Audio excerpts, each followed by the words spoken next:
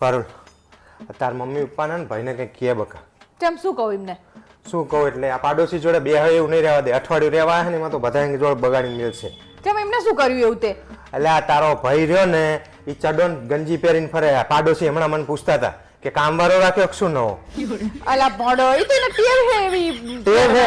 રાતે 3 વાગે કાલ વીડિયો જાગતો તો આંટા મારતો તો અંદર ધાબામાં. કોકના છોકરા બી જાય બુડો પાડોશીને. અલ્યા પોડો એને રાતે ઊંઘ ના આવે ને તો ઈ ધાબે જાય ગરમીના હિસાબે. કોકના છોકરા બી ઉડાવવાના. ગલ્લે બે તો અહીંયા પછી મારા નામે તાનસેન ખાય તો એનો વાંધો નહીં, ભલે ખાતો જે ખાવું હોય. પણ અહીંયા જઈને બળીયો હકે કે અમારે તો બહુ મોટા વીઘા હે ને આ હે ને તે હે. પેલો કે તમારા હારા તો બહુ સારા હકે. તે પણ એને વાય તો કે જ ને તાણી તાંબુરો 10 વીઘેડી જમીન હે ને અહીંયા જઈને મોટી મોટી બળીયો ઠોકી કે સ્કૂલ મારા નામે હે ના હે તે હે.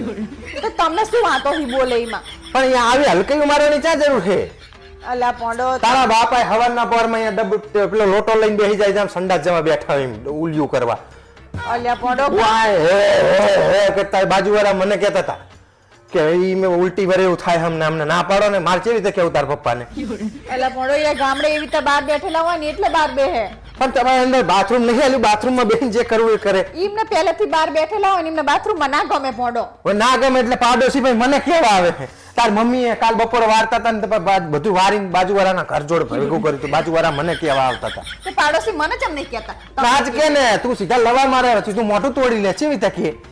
એ ભગવાન બધાય સી ખબર તમને કહેવામાં મને કોને ખબર પડે કે તને તું આ મોઢા તોડી લે એટલે તને કહેવા નહીં આવતા. બધા મને જ કહે. તાણે શું તમને? અને ભોંડી તને એવું નહીં થતું કે મારા મમ્મી પપ્પાને કહું છે અઠવાડિયું રહેવા આવ્યા હતા શાંતિ રહો ને. આ પાડોશી જોડે એકે જોડે બેહે એવું નહીં રહેવા દે તાર પપ્પા. એ ભગવાન હું તમને ઈ જ કહું કે મારા મમ્મી પપ્પાની અઠવાડિયું રહેવાય તોય તમને પોહાતું નહીં. આવા બધા નકરા કેટલા બધા વાત કાઢો.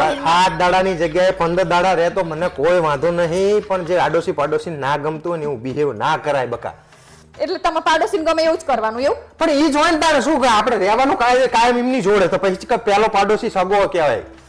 એ ભગવાન હું હે ને એમને આ વખતે ના જ પાડ દો કે રવા દો. એટલે ના પાડવાની કોઈ વાત નહીં યાર. તને તો કેવું જ ખોટું હેલ્યો. તાણે શું તમને ગમતું નહીં? તાણે તને કહેવાય જ નહીં. ના જ કહેવાય ને તાણ નકરા વાંક કાઢ કરો. એ અઠવાડિયું રહેવાના હોય ને. મમ્મી મારા આમને હંગાત બાજવાનું થઈ ગયું હે ને તો 4-5 દાડા આપણા ઘરે આવું. બટા તાર બાજવાનું કોના હંગાત થયું હે? તમાર જમાઈ હંગાત. તો પછી સજા એમને આપને અમને શું કરવા આપે હે?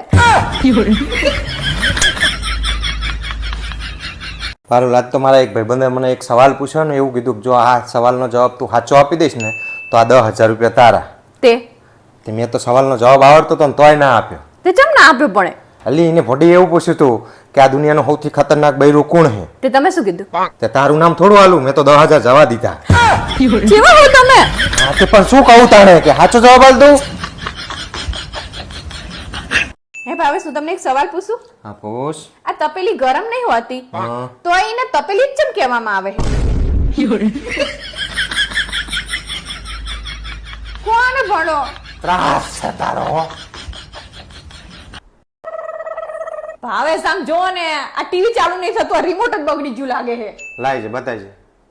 એટલે તારો ભાઈ એસી નું રિમોટ છે. એસી ના રિમોટ થી ટીવી ચાલુ થાય? બુદ્ધિના બારદાના હારા.